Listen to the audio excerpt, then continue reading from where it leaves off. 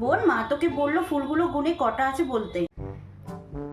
1 2 3 4 5 6 7 8 9 10 11 12 1 2 3 Oh my god. 4 5টা হলুদ ফুল 5টা 1 2 3 4 5 6 7 8 9 10 11 12 1 2 3 4 লাল ফুল 4টা। মা, হলুদ ফুল 5টা আর লাল ফুল 4টা। তুই এটা কি গুনছিস বোন? কেন? ঠিকই তো বললাম, এই তো 1 2 3 4 5 6 7 8 9 10 11 12 1 2 3 4 এই তো 4টা।